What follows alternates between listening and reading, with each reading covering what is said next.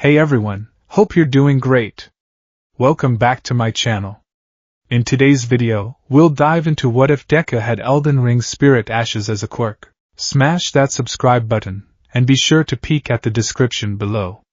Let's begin. All men are not created equal. This was the harsh, immutable truth of the world, a reality that Izuku Midoriya would learn at the tender age of 4. It was not a lesson taught in the brightly colored classrooms of his kindergarten, nor was it a moral delivered through the glowing screens of the animated hero shows he watched with wide, starry eyes. It was a lesson etched into the very fabric of society, delivered through the cruel, stinging scent of burnt caramel, and the mocking laughter of children who had already realized their place atop the playground hierarchy. In a world where 80% of the population possessed some sort of uncanny ability, a quirk, the spectacular had become the mundane.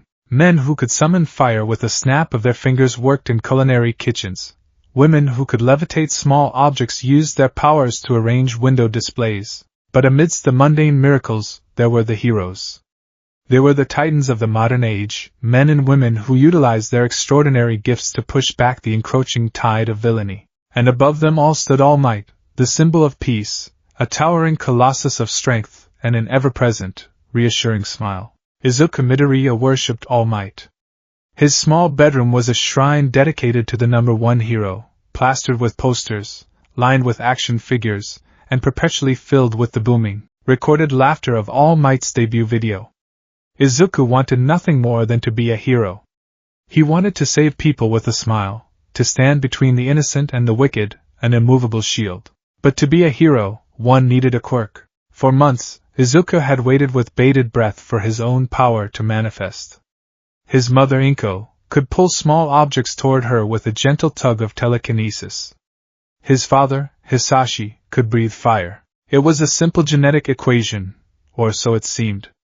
Izuku would spend hours staring at his small, chubby hands, willing a spark to ignite, or glaring at a plastic All Might toy on his desk, praying for it to float into his palm. Nothing ever happened.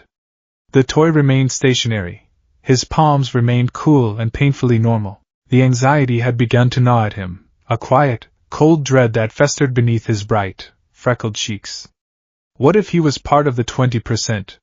What if he was ordinary? In a world of gods and monsters, being ordinary was tantamount to being invisible. But Izuku was not ordinary. He was just waiting for the right kind of trigger. He was waiting for the bell to toll.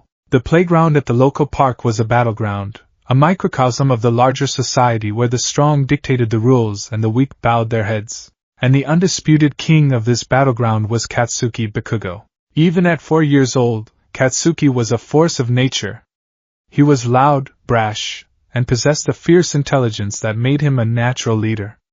But more importantly, he had already manifested his quirk, and it was a spectacular one. Small, sharp pops echoed across the sandbox, accompanied by the acrid, sweet smell of burnt sugar and nitroglycerin.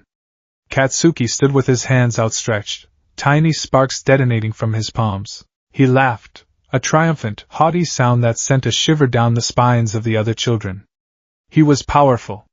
He was amazing. He was going to be the number one hero, and he made sure everyone knew it. Izuku, or Deku as Katsuki had affectionately, and then derisively, nicknamed him, had always followed Katsuki. They had been friends, or something approximating it, bound by proximity and a shared idolization of All Might. But the manifestation of Katsuki's explosion quirk had fractured their dynamic. The gap between them, once negligible, had suddenly widened into an impassable chasm. Katsuki was a prodigy. Izuku was a late bloomer, increasingly viewed as a nuisance, a pebble on Katsuki's path to greatness. On this particular afternoon, the late spring sun cast long, golden shadows across the playground. The air was warm, filled with the distant sounds of traffic and the chirping of cicadas. But beneath the rusted frame of the jungle gym, the atmosphere was suffocatingly tense. A young boy with short, dark hair was backed against the metal bars, tears streaming down his face. He was clutching a small, bruised arm, his chest heaving with quiet sobs. He had bumped into Katsuki, or looked at him wrong, or perhaps he just happened to be in the wrong place at the wrong time. The reason didn't matter. The king required tribute in the form of submission. "You're in my way," Extra, Katsuki sneered, stepping closer. Behind him stood two other boys, his sycophants, grinning cruelly as they fed off Katsuki's bravado. One had elongated, bat-like wings, the other could stretch his fingers into unnatural lengths. Katsuki raised his right hand, the skin of his palm glistening with a thin layer of sweat. Pop crackle. A small explosion flared, illuminating his crimson eyes. If you're gonna cry like a baby, maybe you should just go home.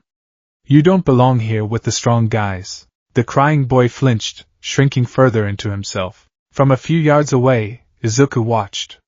His heart hammered wildly against his ribs, a frantic, bird-like flutter. His palms were slick with nervous sweat, and his breathing had grown shallow. His mind screamed at him to stay put, to look away, to mind his own business. Katsuki was strong. Katsuki had a quirk. Izuku had nothing. If he intervened, he would just become the new target. Not all men are created equal. But then, the crying boy looked up. His eyes, wide and terrified, met Izuku's for a fleeting second. It was a silent plea, a desperate cry for help that resonated deep within Izuku's soul. Before his brain could fully process the danger, before rational thought could anchor his feet to the wood chips, Izuku's body moved. He didn't run with the grace of a trained hero. He stumbled forward, his small sneakers kicking up dust, his arms flailing slightly as he propelled himself between Katsuki and the crying boy. He turned his back to the victim, raising his trembling fists, and spread his stance in a desperate, clumsy imitation of a defensive guard. That's mean, Kakin! Izuku's voice cracked, high-pitched and laced with undeniable terror. He was shaking so hard that his knees knocked together, but he refused to lower his eyes. Can't you see he's crying? If you keep going, I'll stop you myself. Silence descended upon the playground. The cicadas seemed to stop chirping. The wind died down. Katsuki paused, his hands still raised, his crimson eyes widening in genuine surprise. For a moment, the sheer audacity of the act seemed to short-circuit his brain. Deku? Quirkless, useless, trembling Deku was standing up to him? Then, the surprise morphed into something darker. A deep, ugly scowl twisted Katsuki's features. The sparks in his palms intensified, turning from small pops into angry, hissing flashes of heat. You! Katsuki growled, his voice dropping an octave, carrying a venom that no 4-year-old should possess. You're gonna stop me? You don't even have a quirk, Deku! You're just a powerless weakling. You think you can play hero? He hasn't even got a quirk, one of the lackeys jeered, emboldened by Katsuki's anger. Izuku swallowed hard, the lump in his throat feeling like a jagged stone. I won't let you hurt him, he whispered, though the conviction in his voice was frail, trembling like a leaf in a hurricane. Die! Katsuki yelled, lunging forward. He didn't intend to kill, of course. He was a child, lashing out in a display of dominance. He meant to scare, to bruise, to teach a lesson. He pulled his right arm back, preparing to unleash a point-blank explosion right into Izuku's chest to knock the wind out of him. Time seemed to dilate. Izuku watched Katsuki's fist hurtling toward him in agonizingly slow motion. He saw the sweat glistening on Katsuki's palm, saw the orange and yellow light of the impending explosion beginning to ignite. He felt the rush of hot air, smelled the sharp, chemical tang of nitroglycerin. Izuku squeezed his eyes shut. He raised his arms to protect his face, bracing for the inevitable pain. He had no quirk. He had no shield. He had nothing but his own frail body. I want to save him, Izuku thought desperately, the prayer echoing in the dark confines of his mind. I need to be strong. Please. Please, help me. Deep within the very core of Izuku Midoriya, beneath his flesh, beneath his bone, nestled within the ethereal architecture of his soul, something woke up. It did not feel like a spark of fire. It did not feel like the gentle tug of telekinesis. It felt like the opening of a massive, ancient door. And then came the sound. Bong! It was a bell. But it was not a sound heard with the ears. It vibrated through the air, but its true resonance echoed directly within the minds of everyone present. It was a deep, mournful, brassy tolling, a sound that carried the weight of centuries, the sorrow of fallen empires, and the unwavering loyalty of things long dead.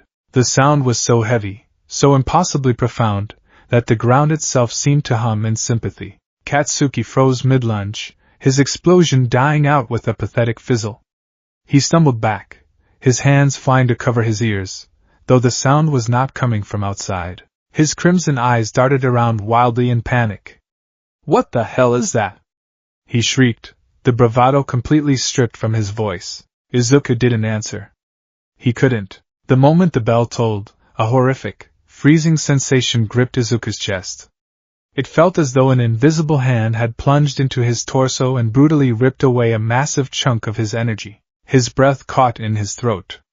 His vision swam, the edges of the playground bleeding into dark, fuzzy shadows. His legs turned to lead, and a wave of exhaustion so profound and absolute crashed over him that he nearly crumpled to the dirt right then and there. It was as if he had sprinted 10 miles without stopping to breathe. But as his physical strength drained away, the air around him began to warp. A swirling vortex of pale, luminescent mist materialized in the space between Izuku and Katsuki. It did not emerge from Izuku's hands or mouth. It seemed to bleed out of the very fabric of reality, summoned forth from some unseen, ghostly dimension. The mist was cold, graveyard cold, dropping the temperature of the playground by 10 degrees in an instant. Frost kissed the edges of the metal jungle gym. From the swirling, ethereal fog, particles of glowing, golden ash began to drift downward, defying gravity as they danced in the air. Then, the mist coalesced. 3 figures stepped out of the swirling fog. They did not walk onto the playground. They simply arrived, their forms pulling themselves together from the golden ash and pale blue light. They were wolves. But they were not animals born of the earth. They were massive, standing nearly as tall as an adult's waist, towering over the 4-year-old boys. Their bodies were semi-translucent, composed of shifting, spectral energy in hues of deep sapphire, moonlight silver, and phantom white. Through their ribcages, one could see the faint outline of the playground behind them, yet they projected an aura of undeniable, terrifying physical mass. They were scarred. Spectral gashes crossed their snouts and flanks, glowing with a faint, ghostly luminescence. Their fur looked coarse and wild, shifting like smoke in a windless room. But it was their eyes that were the most arresting, twin pools of piercing, intelligent, golden light that burned with an ancient, predatory ferocity. The lone wolf ashes had answered the call. The playground fell into an absolute, deathly silence, save for the low, rumbling growl that began to emanate from the throats of the 3 spectral beasts. The sound vibrated in the chests of everyone present, a deep, primal frequency that triggered the most basic, evolutionary fear within the human brain, the fear of the apex predator. Katsuki's lackeys didn't even scream. They simply turned and bolted, their faces pale as sheets, abandoning their leader without a second thought. Katsuki remained, but he was paralyzed. His tough facade shattered instantly. He was 4 years old, and he was standing face to face with 3 phantom monsters that looked like they had crawled out of a nightmare. The explosive sparks on his palms died completely, his quirk retreating in the face of sheer, overwhelming terror. He took a slow, trembling step backward, his breath hitching in his throat. The alpha of the spectral pack, the largest of the 3 with a ragged, glowing scar across its left eye, stepped forward. It placed itself directly in front of Izuku, a ghostly shield between the boy and his attacker. The wolf lowered its massive head. It bared its teeth, rows of translucent, razor-sharp fangs that dripped with pale, cold mist. And then, it snapped its jaws. Clack! The sound of the spectral teeth colliding was like a gunshot. It happened mere inches from Katsuki's nose. Katsuki shrieked. He fell backward, landing hard on his rear in the woodchips.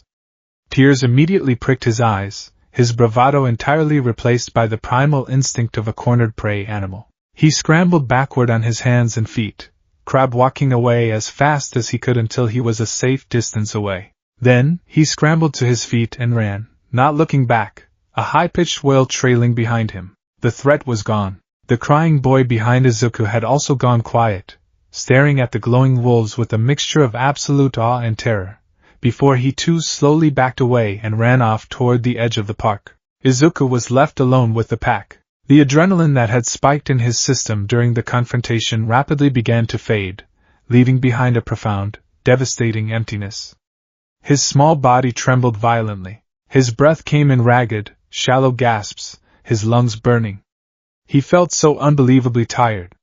It was a fatigue that sank into his very marrow, a hollowness that threatened to swallow him whole. The three wolves turned to look at him. Izuku stared back.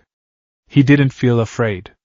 Despite their monstrous appearance, despite the terrifying aura they projected, Izuku felt no malice from them. Instead, as he looked into their glowing golden eyes, he felt a strange, comforting warmth. He felt an unbreakable tether connecting his soul to theirs. They were not just constructs or mindless beasts, they were loyal. They were his. The alpha wolf took a step closer to the trembling boy.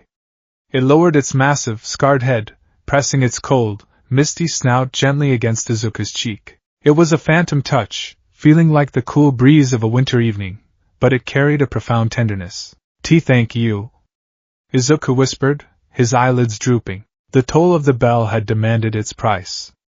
The quirk had fed upon his physical stamina, violently draining his reserves to anchor the spirits to the mortal plane. A 4-year-old child's body was simply not equipped to handle such a massive expenditure of life force. Izuku's eyes rolled back in his head. His knees buckled, and he collapsed forward. He didn't hit the hard wood chips of the playground. The alpha wolf moved with impossible speed, sliding its massive, ethereal body underneath the falling boy. Izuku landed softly against the spectral fur, the phantom energy acting as a cushion. As Izuku's consciousness faded into darkness, the last thing he heard was the soft, sorrowful whine of the wolves, and the gentle, chiming echo of the fading bell. The wolves stood guard over his unconscious body, glowing softly in the fading light of the afternoon sun, waiting for the mist to claim them once more. The transition from the cold, ethereal darkness of his faint to the sterile, bright reality of the hospital room was jarring. Izuku became aware of the scent first. It was sharp, chemical, and distinctly unpleasant, the smell of antiseptic, bleach, and clean linens. Then came the sounds, the rhythmic beep beep beep of a heart monitor, the low hum of an air conditioning unit, and a soft, muffled sound of sniffling. He tried to open his eyes, but his eyelids felt as though they had weights attached to them. His entire body ached with a dull, throbbing lethargy. It wasn't the sharp pain of a scraped knee or a bumped head, it was a deep, pervasive exhaustion, as if every muscle, every cell in his body had been drained of its vitality. When he finally managed to pry his eyes open, the bright fluorescent lights of the hospital ceiling temporarily blinded him. He blinked rapidly, groaning softly as the world slowly came into focus. Izuku? Izuku, baby, are you awake? A face swam into his vision. It was his mother, Inko Midoriya.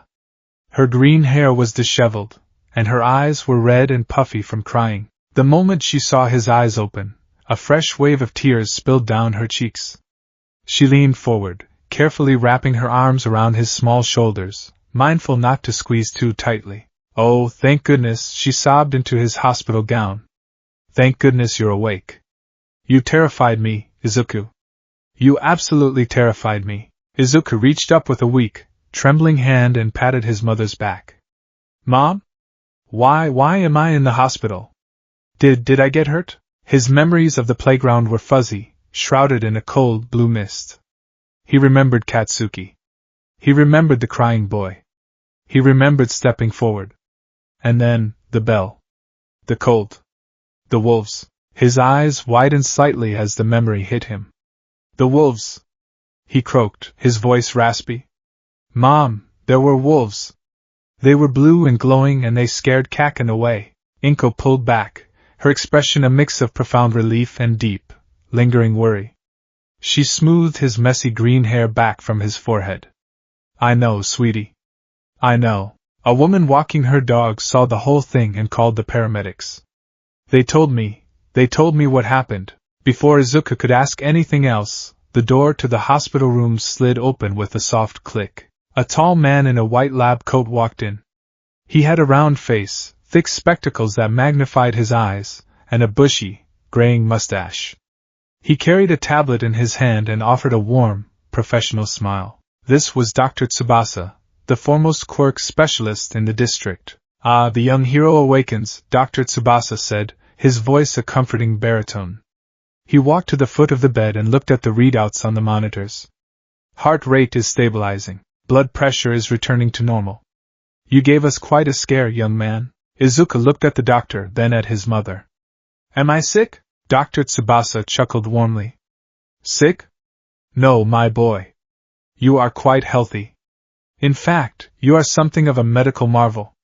Mrs. Midoriya, if you don't mind, I'd like to go over the test results with the two of you. Inko nodded, wiping her eyes with a tissue and sitting back down in the chair beside the bed.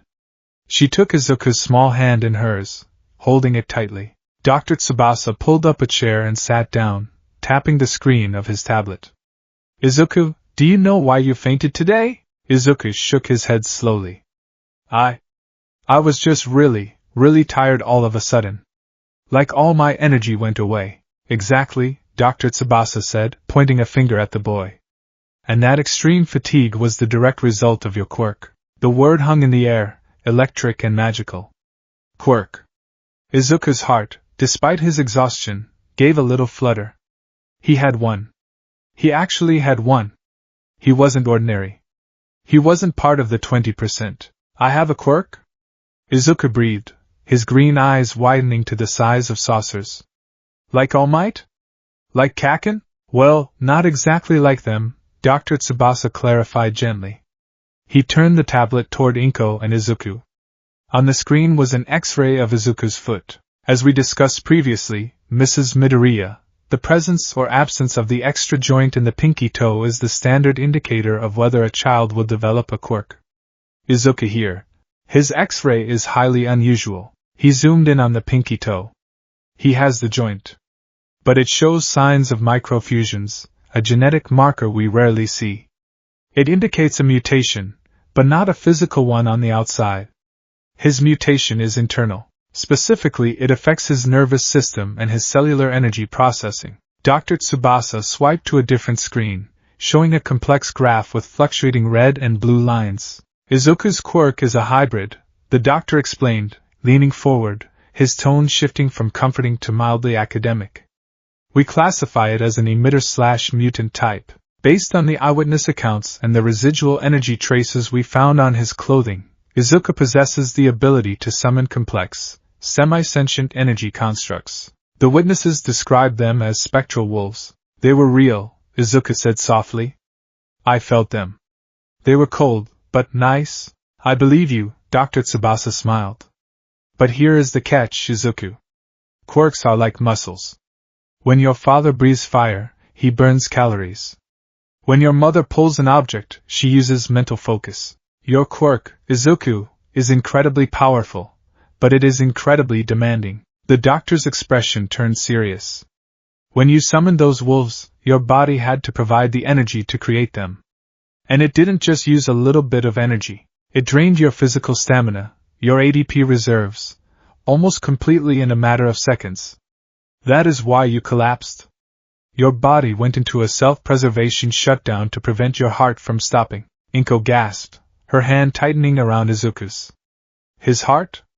Doctor, are you saying his quirk could kill him? Dr. Tsubasa sighed, adjusting his glasses. I don't want to frighten you, Mrs. Midoriya, but we must be realistic. Most emitter quirks have a built-in safety mechanism. If Katsuki Bakugo uses his explosions too much, his palms will blister and sweat will dry up, forcing him to stop. Izuku's quirk does not seem to have that hard limit. It operates by siphoning his life force, his stamina, directly. If he tries to summon something too large, or keeps his summons out for too long without training his endurance, the resulting mana burn, for lack of a better clinical term, could cause severe internal damage, extreme fatigue, and in a worst-case scenario, cardiac arrest from sheer exhaustion. The room fell deathly silent. The rhythmic beep of the heart monitor suddenly sounded loud and ominous. Izuku looked down at his small hands, resting on the white blanket. A few minutes ago, he was elated. He had a quirk. He could be a hero. But now, the doctor was telling him that his power was a double-edged sword. A curse disguised as a blessing. To use his power meant to sacrifice his own strength, his own health. Can he live a normal life? Inko asked, her voice trembling. Can we suppress it? He can live a perfectly normal life, Dr. Tsubasa reassured her quickly. As long as he doesn't activate it, he will be fine. However, quirks are tied to emotions. Today, his quirk manifested because he was put under extreme emotional duress. He wanted to protect someone, and his body answered that desire by tearing open a doorway to his power. He will need to learn emotional control to prevent accidental summonings. The doctor reached into his pocket and pulled out a small, stylized certificate. He wrote a few words on it with a pen and handed it to Inko. For the official registry, Dr. Tsubasa said. We need to name the quirk. Given the visual nature of the summoning, the ash-like particles reported by witnesses, and the toll it takes, I've tentatively registered it as Ashen Summons. But you can change it later if you wish. Ashen Summons. Izuku mouthed the words silently. It didn't sound like a hero's quirk. It didn't sound bright, or flashy, or heroic like Explosion or Hellflame. It sounded sad. It sounded heavy. Dr. Tsubasa stood up. I'll leave you two alone for a bit. Izuku will need to stay overnight so we can monitor his vitals and give him some fluids to help replenish his energy. He should be fine to go home tomorrow. He smiled down at Izuku. You have a very unique gift, young man. Just remember to be careful with it. As the door clicked shut behind the doctor, Inko broke down again. She leaned her head against the edge of the bed, her shoulders shaking. I'm so sorry, Izuku. I'm so sorry you have to go through this. A quirk that hurts you. It's not fair. Izuku watched his mother cry. He felt a profound ache in his chest, and it wasn't from the stamina drain. He hated seeing her cry. He hated that his power, the thing he had wanted most in the world, was causing her pain. But as he lay there, staring up at the white ceiling, he thought back to the playground. He thought of the crying boy, and how his tears had stopped when the wolves appeared. He thought of Katsuki, the unbeatable tyrant, running away in fear. I stopped him, Izuku realized. I protected someone. He squeezed his mother's hand. Mom? Don't cry. Inko sniffled, looking up at him with watery eyes. How can I not, Izuku? The doctor said. I know what he said, Izuku interrupted softly, a strange, profound calmness settling over him. It was a maturity born of realizing the weight of his own existence. He said it takes my energy. He said I have to be careful. Izuku turned his head, looking out the hospital window at the darkening sky. The stars were beginning to emerge, cold and distant. But Mom, I felt them. The wolves. They wanted to help me. They wanted to protect me. Izuku turned back to his mother, his green eyes shining with a fierce, unwavering determination that made Inko's breath catch in her throat. If being a hero means I have to get tired, if it means I have to give up my energy to protect people, then I'll do it. I'll get stronger. I'll eat more vegetables, and I'll run, and I'll make my body so strong that the wolves can stay out forever. Inko stared at her son. She saw the iron will behind his childish words. She saw the spirit of a true hero, unbroken by the revelation of his dangerous quirk. She realized then that she could not stop him. She could only support him. She leaned up and kissed his forehead, a tear dropping onto his freckled cheek. Okay, Izuku. Okay. But you have to promise me you'll be careful.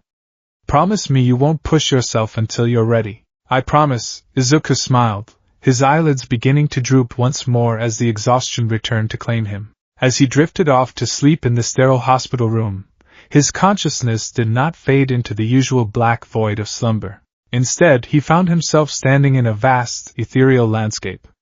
The ground beneath his feet was made of cool, dark stone, covered in a thin layer of luminescent mist, but it was the sky that took his breath away. There was no sun, no moon, no stars. The sky was dominated by a colossal, glowing tree. Its trunk was massive, a pillar of pure, radiant gold that stretched infinitely upwards, its branches spanning the entire horizon. Glowing, golden leaves fell slowly from the canopy, drifting down like gentle snow. It was beautiful. It was terrifying. It felt like home. Izuku looked around. The air here was perfectly still, filled with a quiet, solemn grace. And there, sitting patiently at the base of the golden tree, were the three wolves. They looked up as he appeared, their tails wagging slightly, their golden eyes filled with quiet devotion. Izuku took a step forward, a small smile gracing his sleeping lips. He didn't know what this place was. He didn't know why his soul housed a golden tree, or why spectral wolves answered his call. He didn't know what other secrets lay hidden within the mist, or what the heavy, brass bell inside his chest truly meant. But as he sat down amongst the ghostly pack, burying his hands into their cold, phantom fur, he knew one thing for certain. His journey to become a hero had begun. 2 weeks passed before Izuku Midoriya returned to his kindergarten class. The dynamic of the playground, and indeed his entire world, had fundamentally shifted.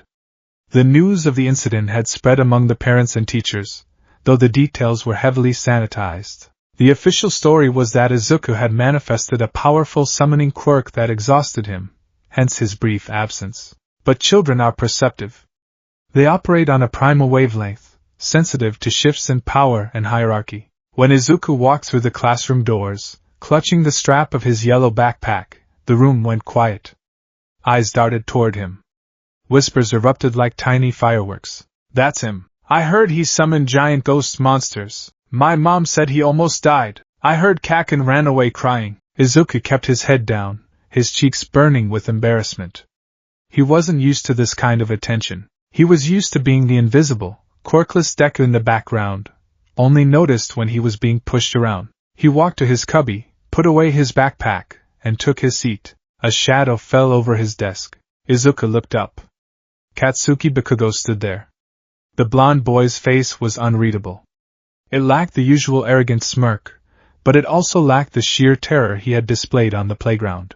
Instead, Katsuki's crimson eyes were narrowed, calculating, and filled with a complex mix of anger, insecurity, and something akin to a wary rivalry. For a long moment, either boy spoke. The tension in the classroom was palpable.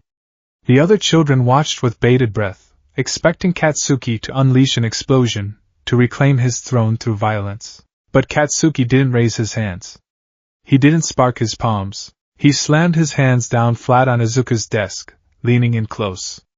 "Don't think you're better than me, Deku," Katsuki hissed, his voice low enough that only Izuku could hear. "You got lucky. You've got some creepy ghost dog quirk, but it nearly killed you just to use it once. You're weak. Your body is weak." Izuku swallowed hard, but he didn't look away. "I know I'm weak, Kaken," he replied, his voice steady despite the rapid beating of his heart. "But I'm going to get stronger," Katsuki scoffed, pushing himself off the desk. "Whatever. You're still just a pebble in my way. I'm gonna be the #1 hero, and no stupid ghost dogs are gonna stop me." He turned and walked away, his lackeys trailing behind him like confused ducklings. Izuku watched him go, letting out a breath he didn't realize he was holding. The encounter was abrasive, typical Kaken, but it was different. Katsuki hadn't called him quirkless. He hadn't threatened to blow him up. For the first time in his life, Katsuki had acknowledged Izuku as a rival, an obstacle, no matter how small. The hierarchy had fractured. Izuku was no longer at the bottom. When class ended and the children dispersed to play, Izuku did not follow them to the sandbox or the jungle gym. He found a quiet spot under a large oak tree at the edge of the schoolyard. He sat down, crossed his legs, and reached into his backpack. He pulled out a brand new notebook. The cover was a standard, speckled black and white, but Izuku had taken a marker and written across the front in bold, slightly uneven childish letters, "Hero Analysis for the Future Volume 1. He opened to the first page. Traditionally, this was the spot reserved for All Might. Izuku had planned to draw a picture of the symbol of peace doing his signature pose, surrounded by stats and cool facts he had memorized from TV interviews. But All Might could wait. Izuku had a more pressing subject to study. Himself. He took out a pencil and began to draw. He wasn't a master artist, but he had a keen eye for detail. He sketched the outline of a large wolf. He drew the ragged, glowing scar across its left eye. He tried to capture the coarse, mist-like texture of its fur by smudging the graphite with his thumb. When the drawing was done, he began to write notes in the margins. Quirk, Ashen Summons. Subject, the Lone Wolves, pack of 3. Appearance, big. Blue and silver. Look like ghosts but feel cold and solid. Have scars that glow. Behavior, protective. They don't attack unless they need to. They listen to my feelings. Drawbacks, uses up all my energy. Doctor calls it stamina. Makes me super sleepy. Cannot summon for more than a few seconds without falling down. Izuku chewed on the end of his pencil, his brow furrowed in deep concentration. He needed to understand this power. If it was going to drain his life force, he needed to know exactly how much it took, and how to increase his reserves. He needed to become a tactician, a commander. He couldn't just throw punches like All Might. His body wouldn't allow it. He had to fight smart. He had to fight alongside his pack. He closed his eyes, taking a deep breath, and focused inward. Since the incident at the playground, Izuku had discovered that if he concentrated hard enough, he could feel a strange, hollow space inside his chest. It felt like an ancient, echoing chamber, and hanging in the center of that chamber was the bell. He didn't want to ring it. He knew that ringing it here, without an emergency, would just result in him passing out under the oak tree and scaring his teachers. But he wanted to feel the connection. He focused his mind, reaching out into the dark chamber with his thoughts. He brushed against the metaphorical bell. Hum. A faint, ghostly vibration rippled through his body.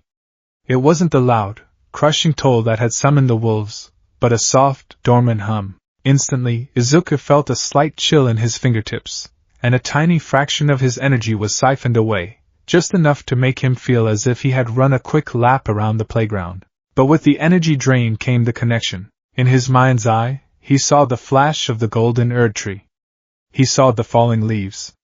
And he felt the presence of the three wolves, resting in the mist, waiting patiently for his call. But this time, as Izuku focused deeper, he realized the wolves were not alone. Deep within the misty recesses of his mindscape, far beyond the roots of the golden tree, he sensed other presences. Some felt small, weak, and confused, like lost wanderers. Others felt vast, heavy, and terrifyingly powerful, slumbering in the dark like dormant volcanoes. They were locked away, inaccessible to him now, blocked by his lack of physical strength and mental fortitude. A shiver ran down Izuku's spine, a mix of apprehension and profound awe. His quirk wasn't just summoning three wolves. His quirk was a doorway to an entire forgotten world, an army of echoes waiting to be given form. Izuku opened his eyes, the vision fading. He looked down at his notebook, at the childish drawing of the scarred wolf. He was weak now. He was small and frail, and his body was ill-equipped to handle the majestic, terrifying power that had chosen him as its vessel. The bell inside him was too heavy to ring without consequence, but he would grow, he would run, he would train. He would build his stamina, layer by layer, until his body was a fortress capable of containing the spirits of the lands between. He would learn to bear the weight of the bell, to pay the toll of the ash. Izuku closed the notebook, a determined, fiery glint in his emerald eyes. He looked up at the sky, watching a single, stray cloud drift lazily across the blue expanse. I'm going to be a hero, Izuku whispered to the empty air, to the slumbering ghosts within his soul, and to the world that had once dismissed him. I'm going to be the greatest. Deep within him, the bell gave a faint, approving chime. 10 years is a long time to carry the weight of an entire world inside your chest. For Izuku Midoriya, the decade following the manifestation of his quirk was defined by a single, unwavering metric: endurance. If his power was a fire, his stamina was the oxygen that kept it from burning his own body to ash. He learned very early on that to be a summoner, to be the master of the ashen summons, he could not afford to be frail. He was 14 years old now, a student at Alderete Junior High. At first glance, he did not look like a powerhouse. He was lean, perhaps even a bit scrawny compared to the boys who had developed physical enhancement quirks. His green hair was still an untamable mop, and his face was still dusted with a smattering of childhood freckles. But beneath his standard black school uniform, his body was a tightly coiled spring of lean muscle and cardiovascular efficiency. He was not strong enough to lift a car, but he could run a half-marathon without breaking a sweat. He could hold his breath for 3 minutes. He could endure lactic acid buildup that would make a grown man weep. He had turned his body into a battery. The morning air of Mizudafu was crisp as Izuku jogged his usual route towards school. His breathing was measured, a rhythmic in-2-3, out-2-3 that he had perfected over years of solitary practice. As he ran, his mind was not on the pavement or the passing traffic. It was turned inward, navigating the vast, glowing geography of his mindscape. Through the veil of his physical senses, he could feel the Erd tree. It was larger now, its golden canopy stretching further across the dark, ethereal sky of his soul. The mist at its base was less opaque, parting just enough to reveal the spirits that had answered his call over the years. There were the lone wolves, his first and most loyal companions. They were no longer the chaotic, desperate manifestations of a terrified 4-year-old. They were massive, disciplined, and terrifyingly sharp. He had named them, though they rarely needed spoken commands: Shiro, the scarred alpha; Kuro, the darkest of the three; and Jin, the swiftest. With his current stamina reserves, Izuku could maintain their presence in the physical world for roughly 12 minutes of active combat, or 30 minutes of idle standing, before the mana burn threatened to rupture his blood vessels. But the wolves were not his only assets. Years of deep meditation and physical conditioning had allowed him to wade deeper into the mist, ringing the brass bell for weaker, more specialized spirits. He felt a soft, bioluminescent hum in his peripheral consciousness. Aurelia. The spirit jellyfish. She was a gentle soul, a massive, floating entity of pink and blue spectral flesh that offered a surprisingly sturdy physical barrier and a potent, slow-acting poison. She cost less stamina to summon than the wolves, but she was fragile emotionally, requiring a calm, steady mind to maintain. And then there was the noble sorcerer. He was a frail, hunched spirit wrapped in ragged, glowing robes. He was nearly useless in a physical fight, but he possessed the ability to fire a single, concentrated projectile of blue light, glintstone magic, the Echo called it. It was a sniper's tool, low cost, but required Izuku to stand perfectly still to anchor the spirit's aim. Izuku slowed his jog to a walk as the gates of Aldera Junior High came into view. He rolled his shoulders, feeling the comforting, heavy presence of the bell resting in the center of his chest. It was a good day. His stamina gauge, what he privately referred to in his notebooks as his FP, or focus points, was full. He was ready for whatever the day threw at him. Or so he thought. Since you're all third years, it's time for you to think seriously about your futures. The homeroom teacher slapped a thick stack of career aptitude test printouts onto his podium. The classroom, previously buzzing with the low hum of morning chatter, quieted slightly. I'll pass out handouts for your future plans now, but... The teacher paused, a sly grin spreading across his face. He suddenly grabbed the stack of papers and tossed them into the air like confetti. You're all pretty much planning to go into the hero course, right? The classroom erupted. Students leaped from their desks, cheering and activating their quirks in a chaotic display of localized power. Fingers stretched into long vines, a girl's hair turned to water, a boy's eyes glowed with laser light. It was a cacophony of adolescent pride. Izuku merely smiled softly, keeping his hands flat on his desk. He didn't need to show off. The bell inside him gave a low, rumbling hum, a phantom vibration that only he could feel, as if the wolves were growling at the noise. Easy, Shiro, Izuku thought, projecting a wave of calm into his mindscape. Let them have their fun. Yes, you all have wonderful quirks. The teacher laughed, trying to wave down the chaos. But using your powers in school is against the rules. Settle down, sensei. Don't lump me in with these losers. The voice cut through the noise like a serrated knife. Every eye in the room turned toward the back row, where Katsuki Bakugo sat with his feet kicked up on his desk. He was leaning back, a cocky, insufferable smirk plastered across his face. As if I had anything in common with their crappy quirks, Katsuki sneered, his red eyes sweeping over the classroom with undisguised contempt. They'll be lucky to end up as sidekicks to some busted D-lister. I'm the real deal. Predictably, the class bristled in outrage. You take that back, Katsuki. Who do you think you are? Katsuki just laughed, small, dangerous sparks of nitroglycerin popping from his palms. Bring it on, extras. I'll take you all on right now. Ah, Bakugo, the teacher said, checking his clipboard. You're aiming for UA High, aren't you? The room fell dead silent. UA High School. The pinnacle of hero education. The national acceptance rate was less than 0.2%. It was a fortress of the elite. That's right. Katsuki stood up, leaping onto his desk. I aced the mock test. I'm the only one at this crappy middle school who has the right stuff. I'm gonna surpass All Might and become the top hero. My name will be inscribed on the list of top earners. He practically radiated heat, his quirk responding to his massive ego. But then, the teacher adjusted his glasses and looked down at his clipboard again. Oh, right. Midoriya wants to go to UA too. The silence that followed was different from the one before. It was a stunned, heavy quiet. Every head in the room slowly rotated toward Izuku's desk. For a split second, nobody moved. Then, the entire class burst into laughter. Midoriya? Seriously? I mean, his quirk is cool and all, but it's totally villainous. Yeah, didn't he pass out the first time he used it? You can't be a hero if you fall asleep on the job. Yui doesn't accept creepy ghost tamers. Izuku felt his cheeks heat up, but he didn't shrink down in his chair like he would have 10 years ago. He kept his posture straight. He was used to the comments. Because his quirk was so heavily dependent on his stamina, he rarely used it in public. To the rest of the school, he was the weird kid who could summon scary blue dogs but was too weak to actually fight. They didn't understand the complex resource management his power required. They didn't see the hours he spent running until he vomited just to extend his summon time by 30 seconds. Before Izuku could offer a defense, a tremendous explosion rocked his desk.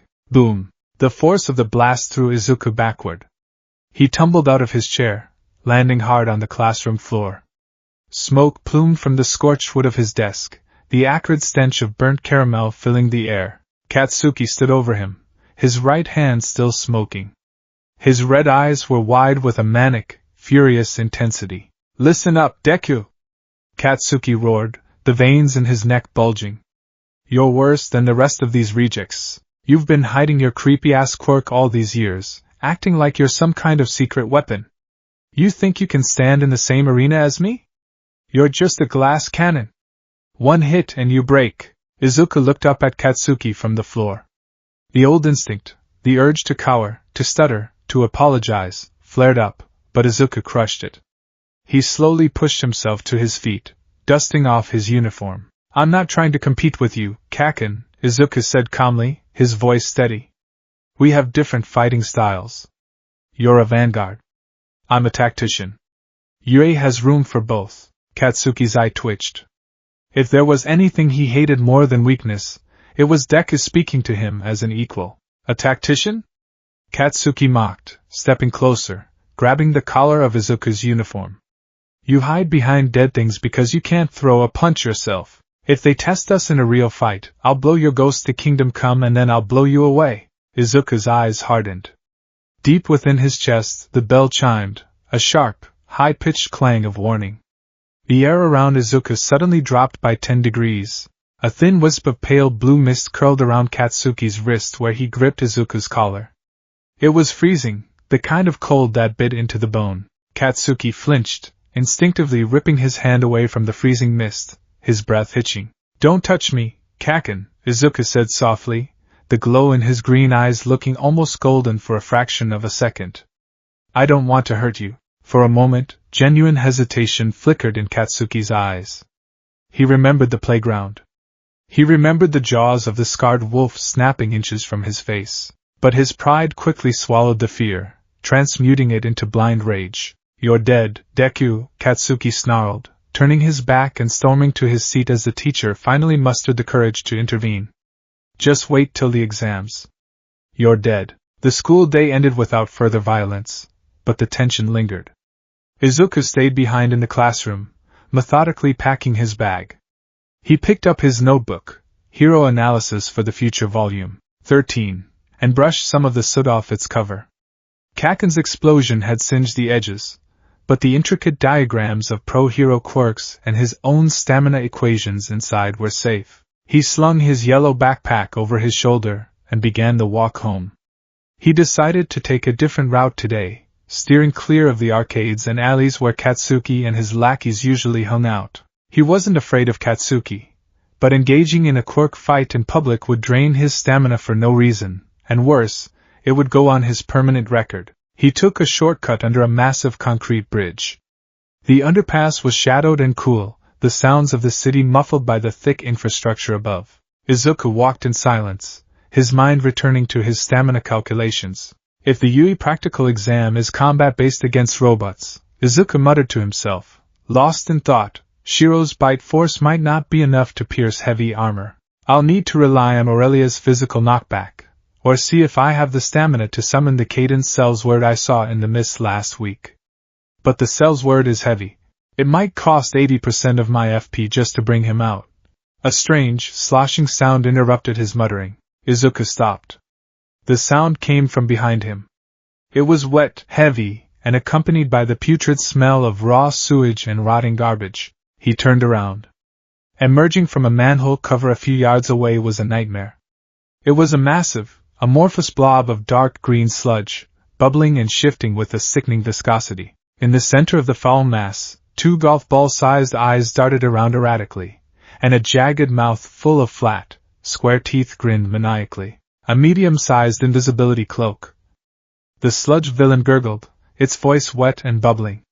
Perfect. Just what I need to hide from him. Izuku's fight-or-flight response triggered instantly. Adrenaline flooded his system, but his mind remained shockingly clear. He didn't scream. He didn't freeze. He immediately began calculating. Threat level high. Physical attacks will pass right through a liquid body. The wolves won't be able to bite it. Aurelia's poison won't circulate without a bloodstream. I need distance and energy. The villain lunged, a massive tendril of foul-smelling sludge whipping toward Izuku like a harpoon. Ashen summons! Izuku shouted. Bang! The ethereal bell tolled, the sound echoing loudly off the concrete walls of the underpass. Izuku felt the familiar, sickening pull in his chest, a sudden drain of roughly 15% of his total stamina. Pale mist erupted between Izuku and the incoming sludge. From the mist stepped the noble sorcerer. He was an old, hunched spirit, leaning heavily on a wooden staff topped with a chunk of glowing blue crystal. He wore a ragged, spectral crown that obscured his eyes. Strike! Izuku commanded, pointing at the villain. The sorcerer raised his staff. The blue crystal flared with blinding intensity. With a sound like shattering glass, a projectile of pure, concentrated magical energy, a glintstone pebble, shot forward. The magical bolt tore through the air and slammed directly into the sludge villain's left eye. Ack! My eye! The villain shrieked in agony, its form recoiling violently. The sludge whipped wildly in the air, splattering against the concrete walls. You little brat! What the hell was that? Izuku didn't wait to see the results. The moment the spell was fired, he dismissed the spirit to conserve his stamina, severing the connection. The mist vanished. Izuku turned and sprinted toward the light at the end of the tunnel. He was fast, but the sludge villain was enraged. And liquid moves faster than legs. A tidal wave of green muck crashed over Izuku from behind. It hit him like a concrete wall, knocking the wind out of his lungs and slamming him face first into the pavement. Before he could recover, the sludge wrapped around his ankles, his waist, and then, terrifyingly, his neck. That actually hurt. The villain snarled, pulling Izuku up into the air, completely engulfing his lower body. But you're a feisty one. Your body will make a great meat suit. Foul, suffocating sludge forced its way into Izuku's mouth and nose. The smell was unbearable, like swallowing rotten eggs and battery acid. Izuku gagged, his hands frantically clawing at the liquid restraints, but his fingers slipped uselessly through the muck. I can't breathe. Panic, cold and primal, began to set in. If I can't breathe, my stamina won't replenish. If my stamina hits 0, I'll pass out. I have to summon. I have to. He tried to focus on the bell. He tried to force the connection. But his lungs were burning, his heart was hammering wildly, and his concentration was shattered by the sheer physical agony of suffocation. The bell remained silent. He was drowning on dry land. His vision began to darken at the edges. The world was fading into black. Is this it? Izuku thought desperately. All that training, just to die in an alley? Mom! I'm sorry. Suddenly, the manhole cover from which the villain had emerged was blasted clean off its hinges, flying into the ceiling of the underpass with a deafening crash. A shadow, massive and imposing, blocked the light at the end of the tunnel. Fear not, kid! A voice boomed, a voice so loud, so filled with absolute, unwavering confidence that it seemed to vibrate the very sludge suffocating Izuku. I am here, the sludge villain froze, its eyes widening in pure terror. All Might? Izuku's fading vision caught a glimpse of a towering figure, practically bursting with muscle, wearing a white t-shirt and green cargo pants. The man planted his feet, pulling his right arm back. The sheer kinetic energy gathering in that single limb seemed to warp the air around him. Texas! All Might roared, lunging forward with impossible speed. Smash! He didn't even touch the villain. The air pressure generated by the punch alone was like a localized hurricane. The wind blasted through the underpass, ripping the sludge away from Izuku's body, scattering the villain into 1,000 helpless droplets. Izuku hit the ground, gasping violently for air, coughing up vile green liquid.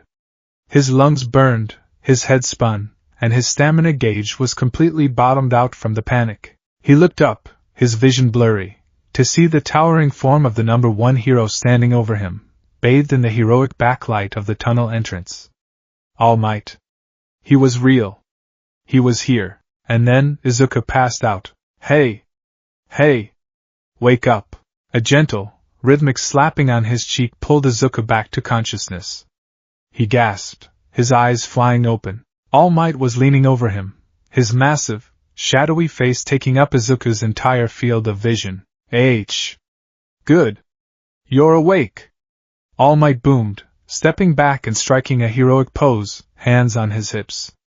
Apologies for getting you caught up in my villain hunt. I don't usually make mistakes like this, but I was fired up in a new city. Ha ha ha! Izuku scrambled backward until his back hit the wall. He was trembling. It wasn't the quirk exhaustion this time. It was pure, unadulterated fanba shock. All Might! Izuku stammered, scrambling to his feet. He frantically patted down his pockets, looking for his notebook. I need an autograph. Please! My notebook. He found Hero Analysis Volume 13 lying on the ground. He opened it, only to find a massive, sprawling signature already taking up a full 2-page spread. Ah! He already signed it. Izuku bowed repeatedly, his head moving like a piston. Thank you? Thank you? It will be a family heirloom. I'll pass it down for generations. Glad to be of service. All Might gave a thumbs up, turning toward the tunnel exit. He held up 2 large, empty soda bottles, which were now filled to the brim with the captured sludge villain. Now I must bring this fellow to the authorities. Stay safe, young man. All Might crouched, his leg muscles bulging, preparing to leap. Wait, Izuku thought. He's leaving? But I have so many questions. I need to ask him. I need to know if someone like me, someone whose power hurts them, can stand on the same stage as him. Without thinking, driven by a decade of pent-up desperation, Izuku lunged forward. As All Might kicked off the ground with the force of an artillery shell, Izuku grabbed onto the hero's thick cargo pants. The wind tore at his face. The city of Muzudafu rapidly shrank beneath them as they vaulted thousands of feet into the air. Hey, hey, hey! All Might yelled, looking down in shock, feeling the extra weight. What are you doing? Let go! Your fanaticism is too much. If I let go now, I'll die. Izuku screamed, his eyes watering from the wind pressure. Oh, right. Good point. Just close your eyes and hold on. A minute later, they crashed down onto the roof of a tall office building. Izuku released his grip, collapsing onto the concrete, his legs completely giving out. His stamina was shot, his heart was racing, and he was violently trembling. That was incredibly reckless, my boy. All Might scolded, though he was panting slightly. He placed his hands on his knees. Now, I must be going. I have to turn this guy in. Wait! Izuku pleaded, forcing himself to sit up. Just one question. Please! All Might paused, his back turned to the boy. I don't have time, kid. Can someone with a dangerous quirk become a hero? Izuku yelled, the words tearing out of his throat. All Might stopped. My quirk. Izuku continued, his voice shaking. It drains my life force. Every time I use it, it eats my stamina. The doctor said if I push too hard, my heart will stop. Everyone says I have a villain's power. or that I'm too frail to be on the front lines. But I want to save people. I want to be a hero like you. So, even if my power hurts me, can I still do it? Silence stretched across the rooftop, save for the howling of the wind. All Might slowly turned around to face Izuku. But something was wrong. Steam was beginning to pour off the hero's massive body. The robust, muscular physique began to deflate, his skin sagging, his features sinking inward. Izuku watched in absolute horror as the symbol of peace shrank into a skeletal, emaciated figure, drowning in clothes that were 10 sizes too big for him. Blood suddenly spurted from the man's mouth. "Ayahawk!" Izuku screamed. "What happened? Are you a fake? An imposter?" "I am All Might," the skeletal man wheezed, wiping the blood from his chin. He let out a dry, rattling cough and sat down heavily against the rooftop railing. "Have you ever seen the guys at the pool sucking their gut in to look macho? It's kind of like that." Izuku's brain short-circuited. His idol. The invincible god of heroes. He looked like a stiff breeze would snap him in half. All Might pulled up his oversized t-shirt, revealing a horrific, jagged scar that covered the entire left side of his torso. It looked like a crater of warped purple flesh. 5 years ago, All Might said, his voice quiet and tired. An enemy did this to me. My respiratory system was nearly destroyed, and my stomach was removed. I've endured repeated surgeries, and the after-effects have left me severely weakened. Right now, I can only do hero work for about 3 hours a day. Izuku stared, paralyzed by the sheer weight of the secret. 5 years ago, was that the fight with Toxic Chainsaw? You know your stuff, All Might chuckled dryly. But no, I kept this fight out of the public eye. The symbol of peace cannot be daunted by evil. I smiled to show the pressure of heroes, and to trick the fear inside myself. All Might looked at Izuku, his sunken blue eyes filled with a heavy, sorrowful wisdom. You asked if you can be a hero even if your power hurts you, All Might said slowly. Pro-heroes are always risking their lives. But there is a difference between risking your life in battle, and carrying a bomb inside your own chest. Izuku felt a cold knot form in his stomach. If your quirk actively destroys your stamina to function, All Might continued, you will eventually hit a wall. In a protracted hostage situation, or a natural disaster where you need to fight for 12 hours straight, your power will fail you. Worse, it will kill you, and you will become another victim the other heroes have to save. All Might stood up, adjusting his baggy clothes. It's noble that you want to save people. But I cannot in good conscience tell a boy to pursue a career that guarantees his own self-destruction. If you want to help people, become a police officer. They get mocked because villains get delivered to their doorstep, but it's a fine profession. He walked toward the rooftop access door. It's not bad to dream, young man. But you have to consider what's realistic. The door clanged shut, leaving Izuku alone on the roof. The wind blew, chilling the sweat on his skin. Izuku sat there for a long time, his notebook resting limply in his lap. The words echoed in his head, a crushing verdict delivered by the supreme judge. Consider what's realistic. He pressed his hand against his chest. He could feel the faint, heavy hum of the bell. He could feel the wolves waiting in the mist. He had spent 10 years running, 10 years conditioning his body, 10 years holding on to a dream. And in 5 minutes, the man who inspired it all had torn it down. Izuku didn't cry. The sorrow was too deep for tears. It was a hollow, echoing numbness. He slowly stood up, packed his notebook away, and began the long walk down the stairs to the street level. He walked through the city like a ghost. He didn't know where he was going, only that his feet were carrying him forward. His mind was a chaotic swirl of conflicting emotions. The logic of All Might's words was sound. If his stamina ran out, he was useless. He was a liability. He was so lost in his thoughts that he didn't realize where he was until he heard the explosions. Boom! Boom! The ground shook beneath his feet. Izuku snapped out of his daze, looking up. He was standing on the edge of a large crowd that had gathered at a shopping district intersection. Plumes of thick, black smoke were rising into the sky, accompanied by the roar of flames. Curiosity, a lingering reflex of his hero-obsessed mind, pushed him forward. He squeezed through the crowd of onlookers to get to the front line. When he saw what was happening, his heart stopped. It was the sludge villain. All Might must have dropped the bottles when Izuku grabbed onto his leg. The villain had grown massive, feeding off the panic of the crowd and absorbing the surrounding debris. It was a towering inferno of foul green slime and raging fire, and in the center of the monstrous mass, thrashing wildly, was Katsuki Bakugo. Katsuki was firing explosions in every direction, his face twisted in a mask of pure panic and rage.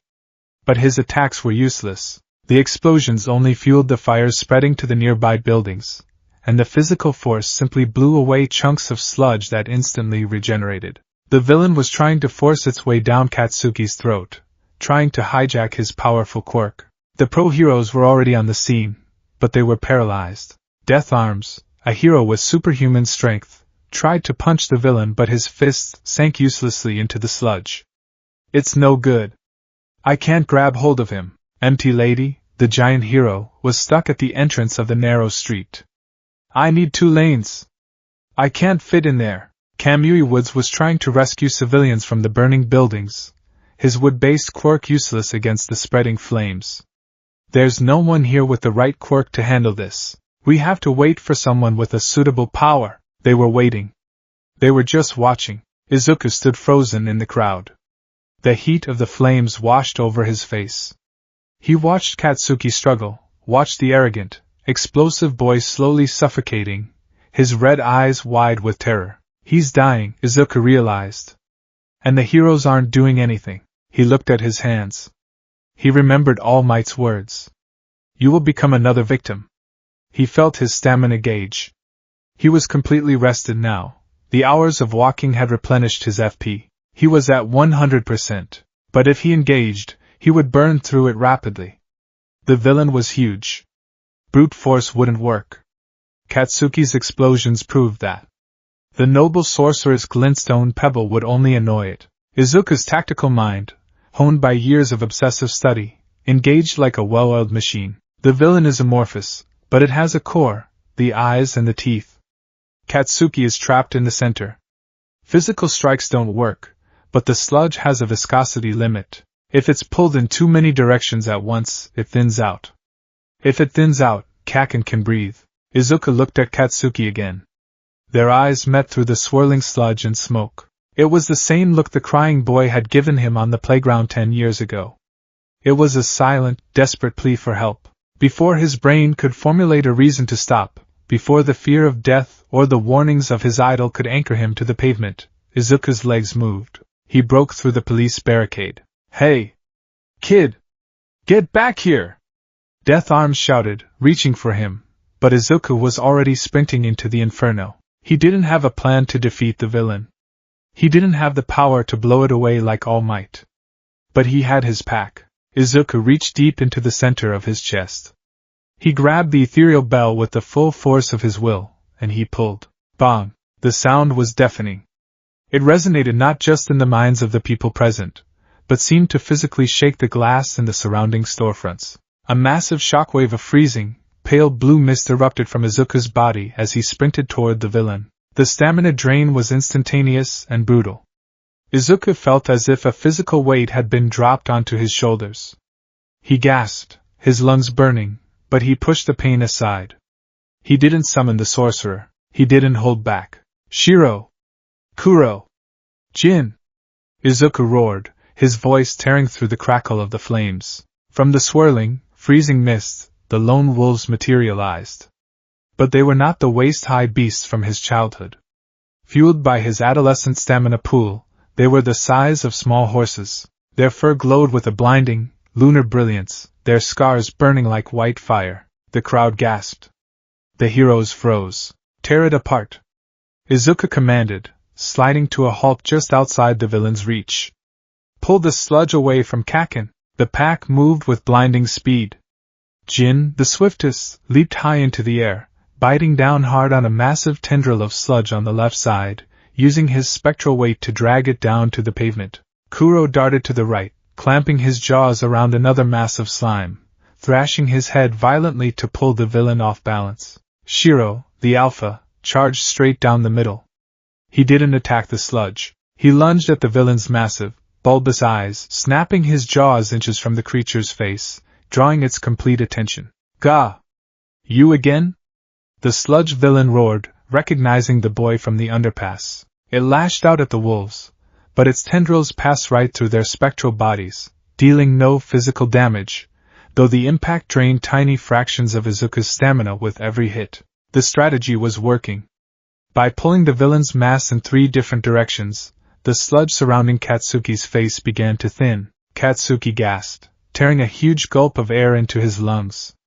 He looked down at the glowing, spectral wolves, and then at Izuku, who was standing 20 feet away, his face pale, blood beginning to drip from his left nostril. Deku? Katsuki coughed, his voice a mix of rage and disbelief.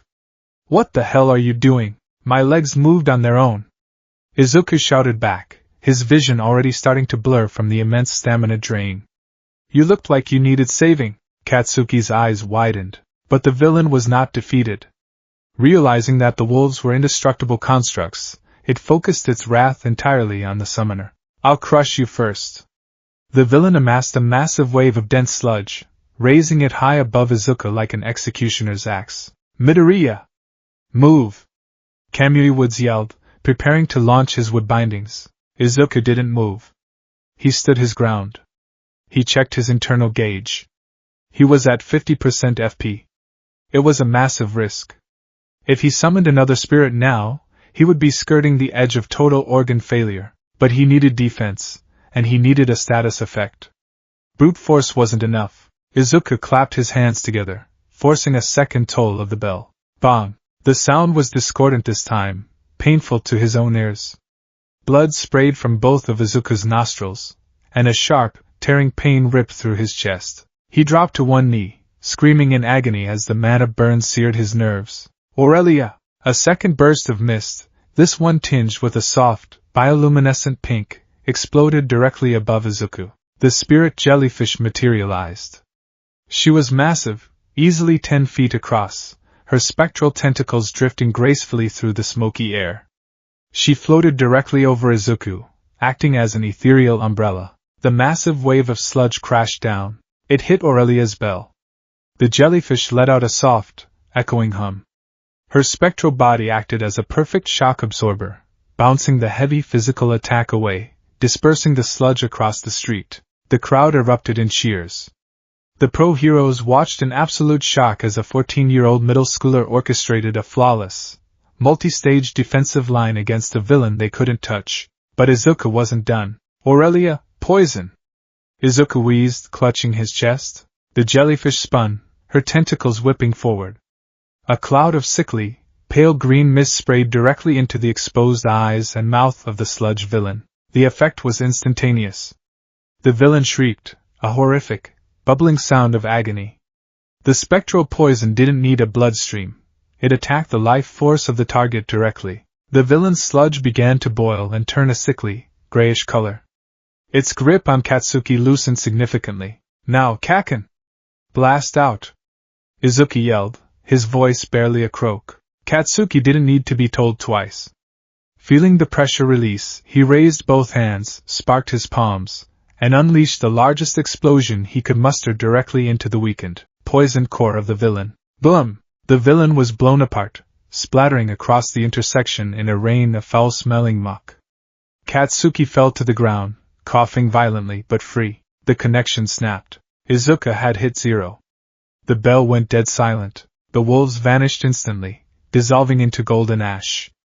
Aurelia faded away with a soft, mournful hum. Izuku collapsed onto the pavement. His body was completely shut down. He couldn't move his arms, he couldn't lift his head. He lay there in a pool of his own blood, staring up at the smoke-filled sky. He heard the sound of footsteps rushing toward him, heard the shouts of the heroes, but it sounded like it was coming from underwater. He closed his eyes, welcoming the dark. He had done it. He had spent everything, but he had won. He awoke to the feeling of raindrops on his face. Izuku blinked, his vision slowly clearing. He was sitting up against a police barricade, an EMT shining a penlight into his eyes. His chest ached with a dull, throbbing pain, but the acute agony of the mana burn had subsided. His stamina was slowly, agonizingly, ticking back up from 0. He's awake, the EMT said, stepping back. Vitals are stable, but his energy levels are completely depleted. He needs sugar, and a lot of rest. Izuku looked around. The fires were out. The street was ruined, covered in scorch marks and scattered puddles of gray, poisoned sludge. The police were busy scooping up the remaining villain into containment units. A shadow fell over him. Kamui Woods and Death Arm stood over him, looking incredibly displeased. "What were you thinking, kid?" Death Arm scolded, crossing his massive arms. "There was absolutely no reason for you to put yourself in danger. You could have been killed. Your quirk is impressive, I'll give you that," Kamui Woods added sternly. "You showed remarkable tactical control, but leaving the safety of the crowd to fight a villain out of your weight class is the height of foolishness. You got in our way." Izuku looked down at his lap, ashamed. They were right. He had acted recklessly. He had nearly killed himself. A few yards away, Katsuki was being praised by a different group of heroes for his powerful quirk and his endurance. Katsuki wasn't looking at them, though. He was glaring fiercely at the ground, his fists clenched tight. After a thorough scolding and a forced cup of sugary juice from the EMTs, Izuku was finally allowed to leave. The sun had set, and the street lights of Mizurufa flickered to life, casting long, lonely shadows on the pavement. Izuku walked slowly, every step a monumental effort. His muscles felt like lead. He felt empty. He had saved Katsuki, yes, but he had proven All Might right. He had burned out in less than 3 minutes of combat. He had collapsed. If there had been a second villain, he would be dead. Deku! Izuku stopped. He turned around to see Katsuki running toward him, panting heavily. Katsuki skidded to a halt a few feet away. His face was a contorted mask of conflicting emotions: pride, anger, humiliation, and a grudging, hateful respect. "Listen to me, you damn nerd!" Katsuki yelled, pointing an accusatory finger at Izuku's chest. "I didn't ask for your help. I didn't need it. I would have gotten out of there myself. Don't you dare think you can look down on me because your creepy ghost dogs bit some slime. I'm still better than you. I'm going to Yue, and I'm going to be the #1 hero. You hear me?" Katsuki didn't wait for an answer. He spun on his heel and marched away, his shoulders hunched, leaving Izuku alone on the quiet street. Izuku watched him go, a faint smile touching his lips. It was Katsuki's twisted way of saying thank you. It meant that Katsuki recognized him, not as a pebble, but as a rival. Izuku turned to continue his walk home. "I am here!" Izuku jumped, nearly falling over in shock as All Might suddenly lunged out from a side alley, sliding across the pavement in his muscular form. All Might?" Izuku gasped. "What are you doing here? Did you follow me?" All Might opened his mouth to speak, but suddenly coughed violently, a spray of blood erupting from his mouth as he deflated back into his skeletal form. "Gah!" All Might wheezed, wiping his mouth. "Sorry about that." Izuku stared at him. "Are you okay?" All Might straightened up, looking at Izuku with a seriousness that made the boy's breath catch. The hero stepped forward, out of the shadows of the alley and into the glow of the streetlight. "Young man," All Might said, his voice quiet but carrying a weight that demanded absolute attention. "I came here to thank you.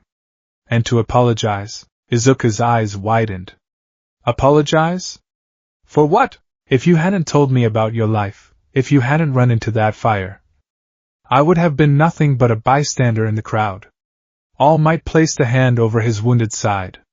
"I was there. I saw what happened. I saw my own time limit run out, and I stood there, making excuses, while a child rushed to his death." All Might looked directly into Izuku's eyes. "You taught me a lesson today. The most prestigious pro-heroes all have stories from their school days. Most of their stories have one thing in common: their bodies moved before they had a chance to think." Izuku's breath hitched. Tears, hot and fast, suddenly sprang to his eyes. Those were the exact words he had used. "Today, that is what happened to you," All Might said. Izuku dropped to his knees, clapping his hands over his mouth as the floodgates opened. The exhaustion, the rejection, the fear, and the desperate, burning hope all came rushing out in a torrent of sobs. "Your quirk is a heavy burden, Midoriya," All Might said gently, walking over and placing a large, skeletal hand on the boy's trembling shoulder. It demands a physical toll that most men could not bear. I was wrong to tell you to give up. You have the heart of a hero, and the mind of a brilliant commander. You just need a vessel strong enough to hold your power. All Might knelt down, looking Izuku squarely in the eye. Young man, you too can become a hero. Izuku cried harder, bowing his head to the pavement. It was the one phrase he had waited his entire life to hear. I cannot give you my quirk, All Might said, his tone shifting to one of absolute resolve. My power is a physical augmentation that your body, already burdened by your summons, would reject. But I can give you something else. I can give you my knowledge. I can train you. I can help you forge your body into a weapon capable of commanding that phantom army of yours. All Might stood up, striking a pose, even in his skeletal form looking like the greatest titan on earth. What do you say, Izuku Midoriya? Will you let me be your mentor? Izuku looked up through his tears. He felt the bell in his chest chime, a bright, clear, resounding ring of pure, unadulterated hope. Yes, Izuku choked out. Yes, please. The stench of Dagoba Municipal Beach Park was legendary. It was a suffocating miasma of rotting seaweed, oxidized metal, decaying household appliances, and the sharp, briny tang of stagnant ocean water. What had once been a picturesque stretch of coastline had, over the years, devolved into a sprawling, illegal dumping ground. Mountains of rusted refrigerators, crushed cars, and shattered electronics formed a jagged, metallic topography that blocked out the horizon. Izuku Midoriya stood at the edge of the seawall, the early morning wind tugging at his oversized white t-shirt. The sun was just beginning to peek over the distant water, casting long, eerie shadows across the mountains of trash. It's a disaster, Izuku muttered, his notebook in hand. Indeed it is, young Midoriya. All Might stepped up beside him. He was in his skeletal, deflated form, wearing a baggy yellow tracksuit that hung loosely from his angular frame. Despite his frail appearance, his blue eyes burned with the intensity of a forge. This beach used to be beautiful, All Might sighed, looking out over the mechanical wasteland. But because of the changing currents, everything dumped into the ocean washes up here, and people, seeing the mess, decided it was a fine place to hide their own garbage. It's a tragedy of the commons. Izuku nodded, though he was still trying to process the surreal reality of his situation. The number one hero, his lifelong idol, was standing next to him, treating him not as a fragile fanboy, but as a student. You said you brought me here to train my quirk, All Might, Izuku said, looking up. But my quirk doesn't let me move things. I can't blast the trash away like Kaken, or lift it with super strength. If I summon my wolves to drag a fridge, the stamina drain will exhaust me in 10 minutes. Exactly. All Might pointed a bony finger at Izuku. You've correctly identified the core limitation of your power. Your ashen summons rely entirely on your physical stamina. The larger the summon, or the longer they stay materialized, the more energy your body has to burn to anchor them to reality. All Might turned to face the boy, his expression turning serious. Think of your body as a cup, Izuku, and your stamina as the water inside it. When you summon your spirits, you are pouring that water out.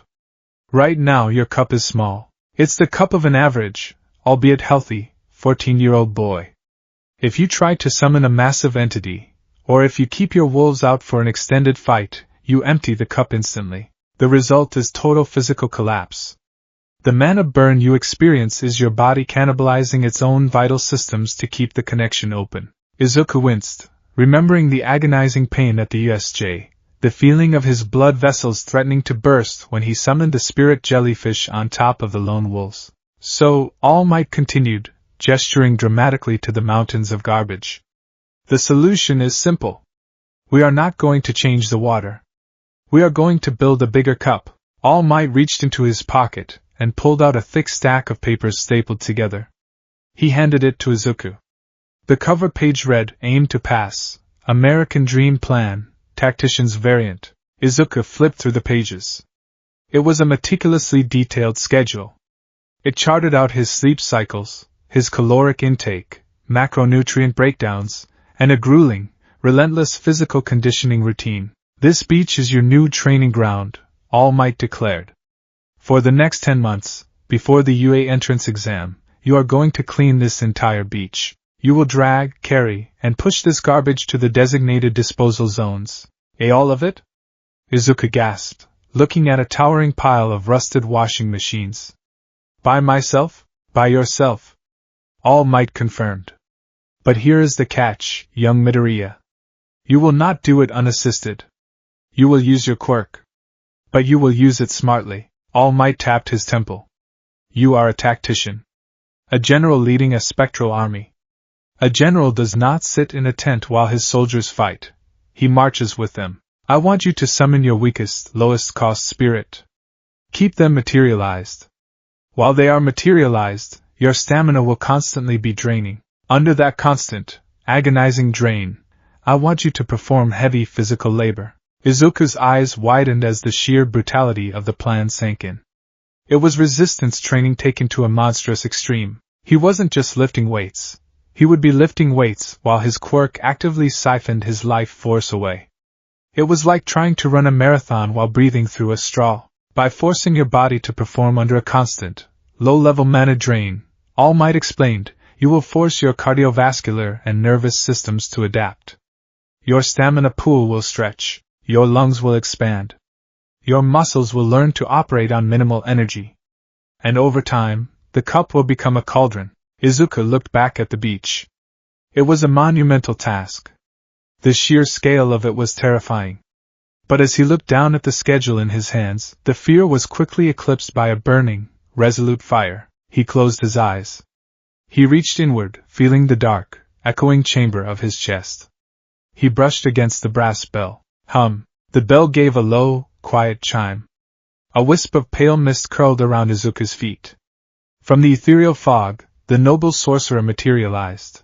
The hunched, ghostly old man leaned on his staff, his spectral robes shifting in the ocean breeze. Instantly, Izuku felt the familiar tug in his chest.